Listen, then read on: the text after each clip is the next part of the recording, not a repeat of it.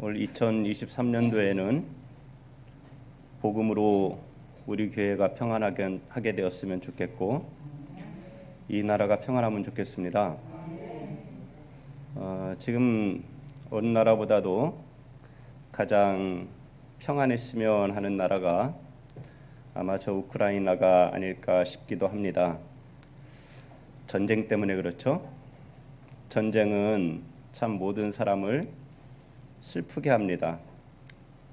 그들의 삶 속에 평화를 빼앗고 그리고 아픔을 가득하게 하는 그러한 것이 전쟁이지요. 그래서 전쟁이 정말 없으면 좋겠습니다. 우리나라도 지금은 정전 중이잖아요, 그죠? 정전 중인데 왜 당사자의 나라들이 그냥 종전을 선언하면 안 되는지 도대체 우리나라도 종전이 되고 그리고 한 나라 한 나라로서 든든히 서서 서로가 정상적인 교역도 하고 왕래도 하고 그러면서 평화가 이루어졌으면 좋겠습니다. 뭐 더 원하기야 통일이 되면 더없이 좋겠죠. 그러나 통일이 되는 것은 실상 쉽지 않을 것 같습니다. 그래도 통일을 소망은 해봅니다. 그러나 통일은 안 된다 할지라도 이 땅의 전쟁이 끝나고 이 땅에 평화가 찾아왔으면 좋겠습니다. 우리나라 국내에서도 좀 이런 전쟁들이 자그마한 그러한 내전들이 그쳐지면 좋겠습니다. 정당과 정당의 이 전쟁들이 그쳐지면 좋겠습니다. 또한 우리나라의 여러 기관들이 서로가 전쟁을 하지 않았으면 좋겠습니다. 우리 교회 안에는 당연히 서로 성도 간에 전쟁이 없어야 되겠습니다. 그렇게 2023년도에는 내가 선 그곳으로부터 평화가 마치 이 동심원처럼 퍼져나갔으면 좋겠습니다. 오늘 우리가 읽은 말씀에 보면은 참 슬픕니다. 이 짧은 7절의 말씀을 읽었지만 참 슬프죠. 왜 슬프냐면 우리가 지난번에 보았을 때 입다의 집안에 큰 슬픈 일이 일어났죠. 전쟁에서는 승리를 했으나 입다의 잘못된 소원으로 말미암아 그 집의 무남동녀 외동딸을 번제로 이렇게 불살라 드리게 되는 그러한 일이 일어났습니다. 입다의 집안에 딸이라도 있으면 그러면 딸을 통해서 아버지의 기업을 이어갈 수 있겠지만 이제는 아들도 없고 딸도 없습니다. 입다의 나이가 몇인지는 알 수 없지만 그러나 입다가 전쟁에서 돌아왔을 때 딸이 출가하지 않은 딸인 것을 보면은 입다의 나이가 많지는 않았을 것 같아요. 그렇게 입다가 어쨌든 집안에는 큰 우환이 있었지만 그러나 그는 길르앗 장로들이 말한 대로 길르앗 땅의 지도자가 되었습니다. 그리고 그가 그곳에서 사사가 되어서 길르앗을 통치하기 시작합니다. 입다의 그러한 통치가 시작되었지만 입다의 마음에는 늘 슬픔이 가득했을 것 같아요. 해마다 이스라엘 여자들이 와서 사나흘씩 곡을 하고 가는 그러한 소리를 들을 때마다 자기의 무남동녀 외동딸이 얼마나 많이 생각이 났을까요? 그리고 자신의 그러한 잘못된 소원으로 말미암아 이러한 일이 일어난 것에 대해서 그는 또 얼마나 가슴 아파했을까요? 어쨌든 전쟁은 그쳤습니다. 암몬과의 전쟁은 끝났습니다. 그리고 그 땅에 잠시 평화가 찾아온 것 같았습니다. 그런데 그때에 에브라임 사람들이 이 길르앗 땅으로 들어옵니다. 여기에선 북쪽이라고 되어 있는데 실은 사본이라고 하는 그러한 땅으로 이들이 들어온 것이죠. 이 사본이라는 그 단어 자체가 북쪽, 북이라고 하는 동서남북 할 때 북이라고 하는 그러한 뜻을 갖고 있기 때문에 북쪽으로 이렇게 번역을 했지만 실은 이 사본은 지명으로 그렇게 알려져 있습니다. 갈릴리 바다와 사해 바다 중간쯤에 요르단 강에서 동쪽으로 조금만 가면 그쪽이 사본이라고 일컬어지고 있습니다. 그러니까 바로 이 사본은 이 요단강을 두고 건너편은 에브라임 땅이고 이 건너편은 길르앗 땅인 것이죠. 길르앗 주민들은 대부분이 아마도 갓 지파와 므낫세 지파가 함께 그곳에서 살았을 것입니다. 왜냐하면 그 지역이 북쪽의 므낫세 반지파와 그리고 중간에 갓 지파의 그 경계를 이루는 그 지역으로부터 펼쳐져 있기 때문에 그렇습니다. 근데 에브라임 사람들이 길르앗 땅에서 입다라고 하는 어떻게 보면은 불량배 우두머리 같은 그가 길르앗 땅의 지도자가 되어서 한 지역을 통치하게 되는 그러한 모습을 보면서 에브라임 사람들은 그것이 보기가 좋지 않았습니다. 왜냐하면 평소에 에브라임 사람들은 길르앗 사람들을 좀 낮고 천하게 보기도 하고 또 비웃기도 하였거든요. 왜 그랬을까요? 지금 이 입다라고 하는 사람은 길르앗 이렇게 길르앗으로 되어 있지만은 실은 아마도 이 입다는 므낫세 지파의 사람이었을 거예요. 그리고 또한 이 므낫세와 에브라임은 누구의 아들들이었죠? 요셉의 아들들, 요셉의 아들들이었습니다. 에브라임과 므낫세는 형제였지요. 누가 형이었어요? 므낫세가 형이었어요. 므낫세가 형이었는데 그들의 할아버지 야곱이 축복을 할 때 좀 약간 해괴한 짓을 했어요. 야곱이. 그게 뭐예요? 두 아들을, 손자들을 앞에 두고 이 손을 엇갈려서 축복을 하는 거예요. 그러니까 이제 요셉은 아버지의 오른쪽에 므낫세를 앉히고 왼쪽에 에브라임을 앉혔는데 그러는데 야곱이 손을 엇갈려서 이 손자들을 축복하는 거예요. 오른손으로는 에브라임을, 왼손으로는 므낫세를. 그러니까 요셉이 어떡합니까? 아버지 그렇게 하지 마세요. 얘가 장자예요. 얘가.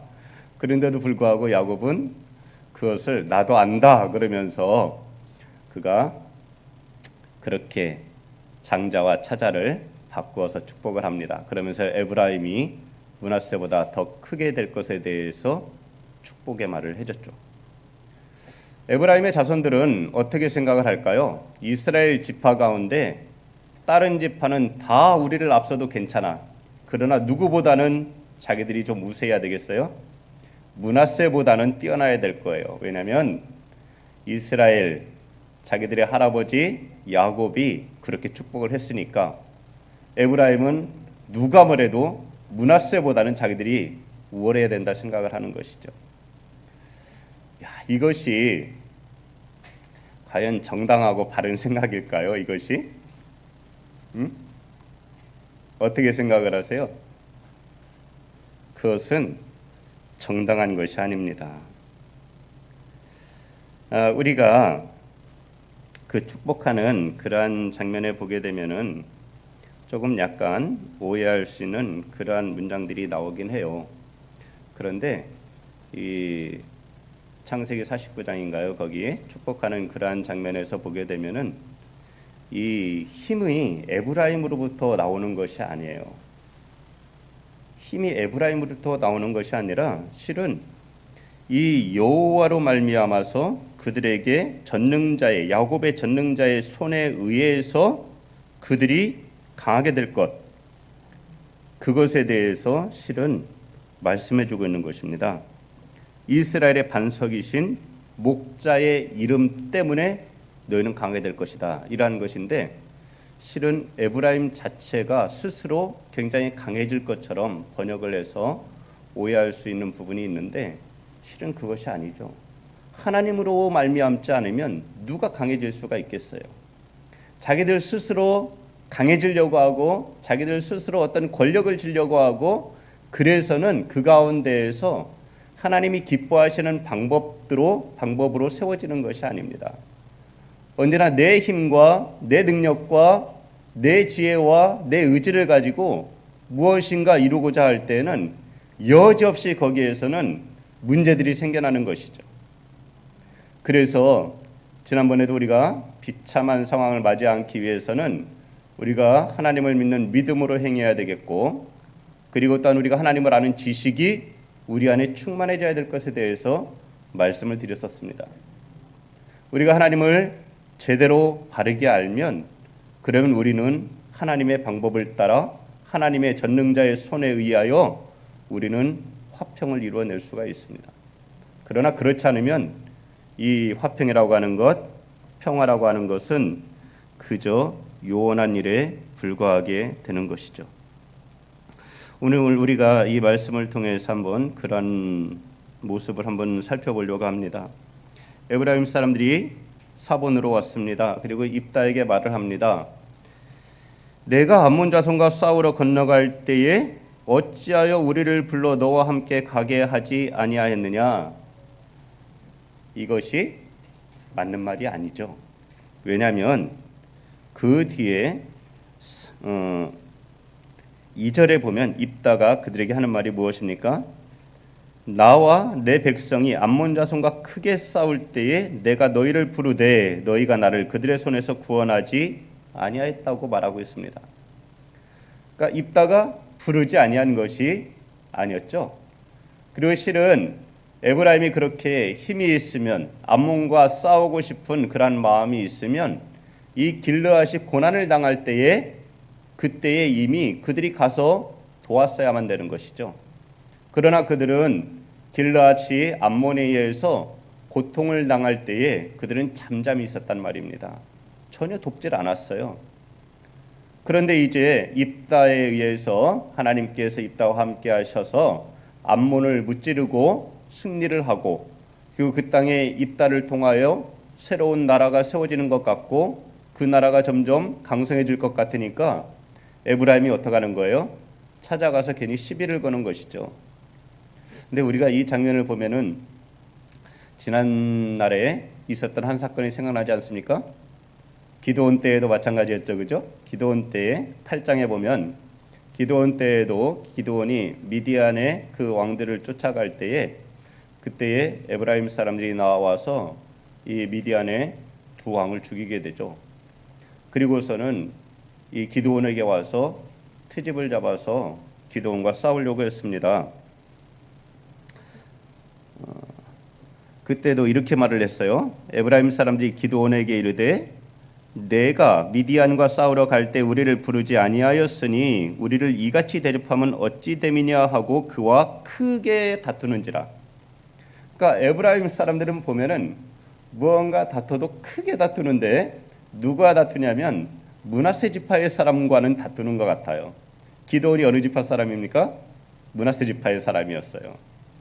그러니까 이 에브라임 사람들은 가만히 보면은 므낫세에 대해서는 너희는 결코 우리보다 뛰어날 수 없어. 우리가 너희는 어쨌든 이겨야 돼. 우리나라가 축구든 아니면은 뭐 다른 어떤 경기를 하면 일본 사람들하고 어떻게 해요? 꼭 일본은 이겨야 된다는 거잖아요. 그런 것 같은 것 같아요. 일본은 반드시 해야 된다 이런 생각을 갖고 있는 그것이 어떻게 보면은 우리가 이제는 그러한 생각에 대해서 좀 그냥 웃고 넘어갈 수도 있잖아요. 그죠? 근데 에브라임 사람들은 그렇지 않았단 말이죠. 므낫세에 대해서는 아주 이상한 감정을 갖고 있었다는 것이 분명한 것 같아 보입니다. 그렇게 에브라임 사람들이 이전에 기드온에게도 그렇게 나와서 크게 다투려고 했는데 그때 기드온은 어떻게 합니까? 그들에게 지혜롭게 말하고 유순하게 대답하여서 그 사람들의 노가 저절로 다 풀어지게 만들어요. 그리고 그때는 지금 한참 미디안의 그 다른 왕들을 추격할 때였어요. 그러니까 전쟁이 끝나지도 않았죠. 그러니 지금 더 중요한 것은 가서 이 전쟁을 마무리 짓는 것이고 또한 그 가운데에서 기드온은 참으로 온유하고 지혜롭게 대답하여서 그들의 노를 그치게 하였습니다. 정말 유순한 말이 얼마나 귀한지 모르겠어요. 기드온의 그 사건을 보면 유순한 말은 정말로 금쟁반의 사과도 같아요. 그래서 이 노를 그치게 하고 화평을 이루게 만들었는데, 오늘 말씀을 보게 되면은 기드온의 그때와는 전혀 다른 양상이 펼쳐지는 것을 보게 됩니다. 그러니까 에브라임 사람들은 지금 입다에게 와서 하는 이러한 말은 그냥 시비를 거는 거죠. 그죠? 그리고는 전쟁이 다 끝나고 그리고 이제 평화를 가져오려고 하는 그러한 때에 가서 그냥 거기에 밥숟가락 하나 더 얹으려고 하는, 아니면은 너의 그러한 모습은 눈꼴시에서 더 이상 보지 못하겠다 해서 오히려 그를 쳐서 무찌르고자 하는 그러한 마음이 있음을 보게 되는 것이죠. 더군다나 그들이, 에브라임 사람들이 입다에게 하는 말은 무엇인고 하니 1절 하반절에 보면 우리가 반드시 너와 내 집을 불사르리라. 이 말을 들었을 때에 입다의 마음이 어땠을까요? 안 그래도 자기의 딸을 번제로 불태워 하나님 앞에 드린다고 하나님이 기뻐하시지 않은 그런 인신제사지만은 그렇게 해서 입다가 하나님 앞에 드렸는데, 이 에브라임 사람들이 하는 말이 뭐예요? 너와 내 집을 불살라 버리겠다는 거예요. 입다가 이런 말을 들었을 때 그의 마음속에 어떻겠어요? 그 분노가 아마 활활 타올랐을 겁니다. 그래서 입다가 말을 합니다. 나는 너희가 도와주지 아니한 것을 보고 내 목숨을 돌보지 아니하고 건너가 삼문 자손을 쳤더니 여호와께서 그들을 내 손에 넘겨 주셨거늘 너희가 어찌하여 오늘 내게 올라와서 나와 더불어 싸우고자 하느냐 하고서는 입다가 길르앗 사람을 다 모읍니다. 그러니까 확실히 입다는 길르앗 땅에서 사사로서 자리를 매김한 것 같죠. 길르앗 사람들을 다 모았습니다. 그리고 에브라임과 싸웠습니다. 기드온의 때와 다르죠? 기드온의 때는 에브라임과 싸웠어요, 안 싸웠어요? 싸우지 않았습니다. 그런데 입다는 지금 에브라임과 싸우고 있어요. 에브라임이 누굽니까? 에브라임이 누구예요? 다른 나라입니까? 다른 민족입니까? 아니에요. 아브라함의 자손, 그 가운데에서도 요셉의 자손들이에요. 자기들은 형제예요. 형제인데 불구하고 지금 그 안에서 내전이 일어나고 있는 겁니다.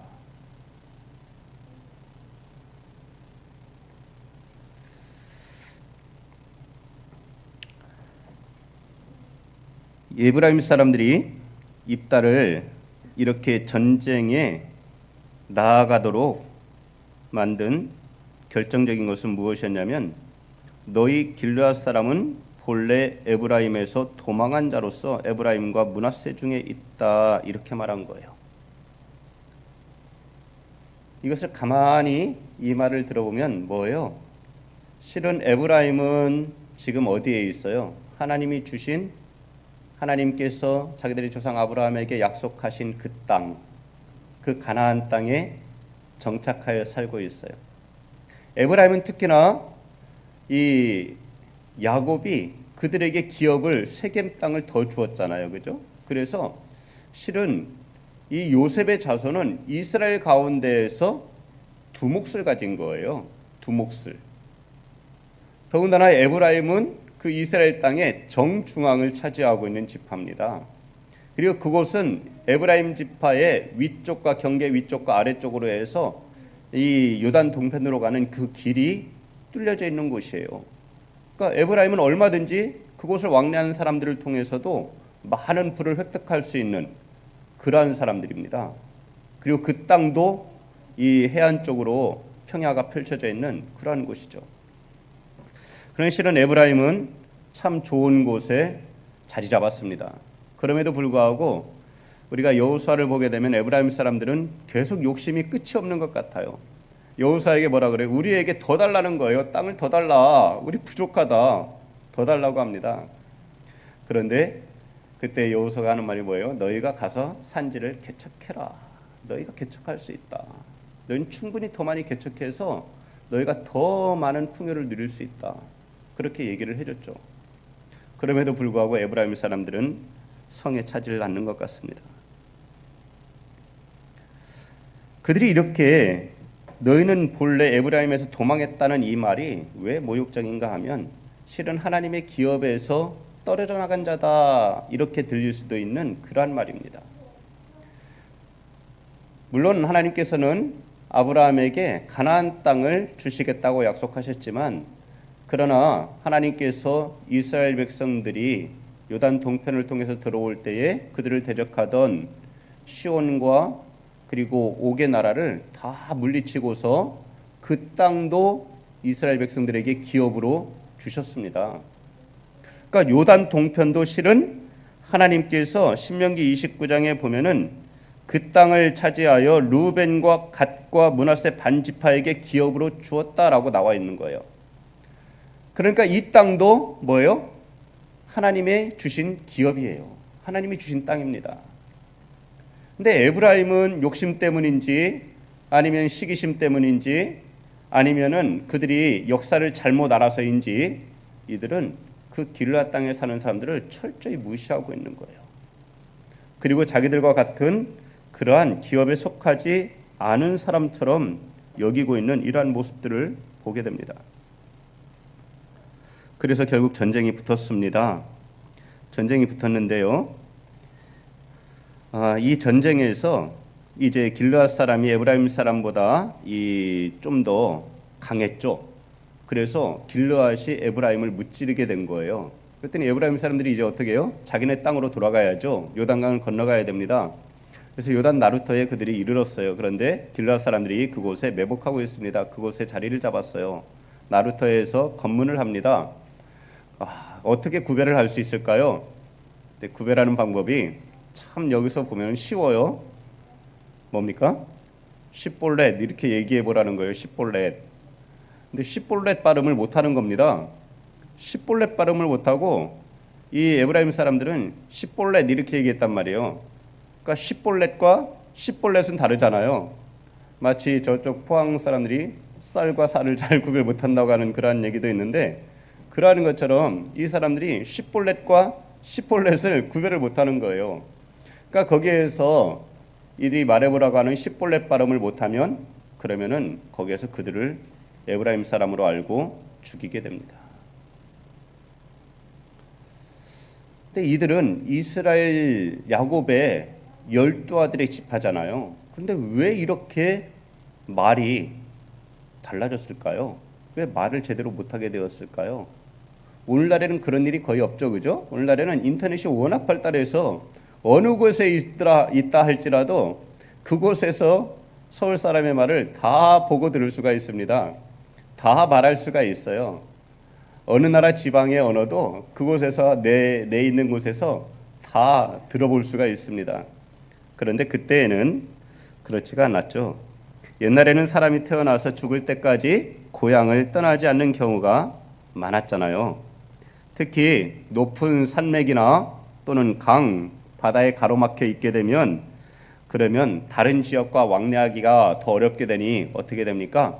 그냥 그 지역에서 자기들끼리 살게 되는 거예요. 이렇게 고립된 생활을 하다 보면 그 지역에서 독특하게 사용하는 말들이 생겨나고 같은 말을 하더라도 억양이 달라지는 이러한 경우가 생기죠. 그래서 우리나라도 보면 어때요?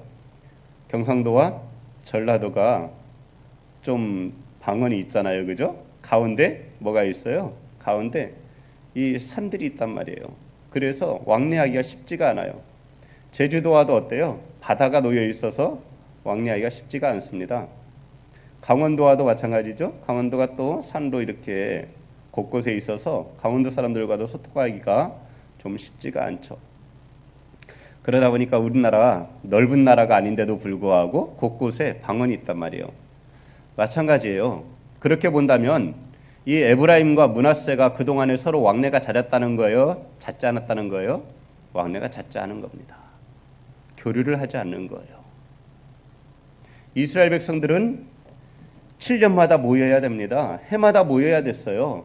중앙성소가 있는 곳으로 모여야 됐습니다. 그곳에서 말씀을 드려야 됐어요. 하나님 앞에 제사를 드려야 됐습니다. 남자들은 특히나 1년에 3차례 방문을 해야 됐어요. 그럼에도 불구하고 이들의 이러한 왕래가 거의 없었던 것을 보게 되는 거예요. 그러니까 본래는 한민족이었으나 어떤 거예요? 점점 한민족의 그 하나됨이 깨져나가고 있는 거예요. 이스라엘의 하나됨이 깨져나가고 있습니다. 이렇게 하나됨이 깨져나가고 있는 이러한 모습은 하나님이 원하시는 걸까요? 아니면 하나님이 원하시지 않는 거였을까요? 하나님이 원하시지 않는 겁니다. 하나님께서 원하시는 것은 온 나라 온 백성이 다 하나가 되게 하시는 거예요. 그리스도 예수 안에서 우리 모두를 하나가 되게 하시려고 하는 것이 하나님의 뜻인데 이 12지파 이들조차도 하나가 되지 못하는 겁니다. 불과 세월이 몇백 년이 지나니까 이제는 서로가 발음도 달라지는, 그 발음을 못하는 그러한 지경에 이르게 된 거예요. 그러한 가운데에서 어떻게 청화가 생겨날 수가 있겠습니까? 하나된 의식이 희색되어져 가는데요.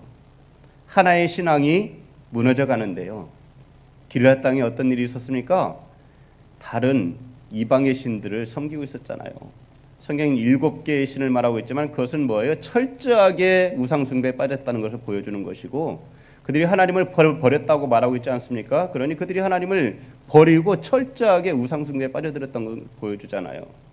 그러니 여호와 경외함의 신앙이 무너져버린 세대인 것입니다. 그래서 그들은 그렇게 십볼레이라고 하는 이 말 한마디를 가지고, 이 단어 하나를 가지고서 그들을 구별해서 죽일 수가 있었습니다. 그때 죽은 사람이 몇 명인지 아세요? 오늘 말씀을 보니까 42,000명이에요. 42,000명이 얼마나 많은 수인지 아십니까? 42,000명은 거의 한 지파의 대부분의 사람이 다 죽은 거예요. 거의가. 최소한 절반이 죽은 것입니다. 에브라임 지파의 사람이, 우리가 민수기 2장에 보면은 그때에 민수기 뭐예요? 백성들의 수를 센 거잖아요. 민수기 2장에 보면 에브라임 군대가 그때 몇 명이었냐면 계수할 때에 45,000명이었습니다. 므낫세 지파가 그때 몇 명이었냐면 32,200명이었어요. 그때 가장 많은 군사를 보유했던 유다 지파 같은 경우에 74,600명이었습니다. 그리고 나중에 다윗이 인구조사를 하게 되면은 인구조사할 때에 다윗이 이제 요압을 보내서 인구조사를 하잖아요. 그때 이스라엘 사람이 80만, 유다 지파의 사람이 그 50만이라고 그렇게 성경이 기록하는 것을 보게 되죠. 그러니까 이때로부터 다윗 왕 때는 굉장히 이스라엘이 번영한 거예요. 이스라엘이 굉장히 강해지니까 주변의 여러 사람들까지도 다 흡수하고, 그리고 평화로우니까 그 나라가 크게 부흥하게 되는 그러한 모습을 보게 되는 것이죠. 그러나 이때에는 그렇게 다윗의 때처럼 많지 않았을 겁니다. 거의 대부분이 에브라임 군대는 4만 명을 넘었다 그래도 그 이상 배는 되지 않았을 거예요. 그런데 42,000명이 죽게 된 겁니다. 그렇게 42,000명이 죽고 전쟁은 끝났습니다. 그런데 입다가 이스라엘의 사사가 된 지 6년에 그가 죽게 됩니다. 오늘 이 말씀이 입다의 이러한 이야기를 통해서 기드온의 때와 비교를 해주는 것 같아요. 우리에게 기드온의 때와 입다의 때가 어떻게 다른가? 기드온은 하나님이 세운 사사였어요. 입다는 길르앗의 장로들이 세운 사사입니다.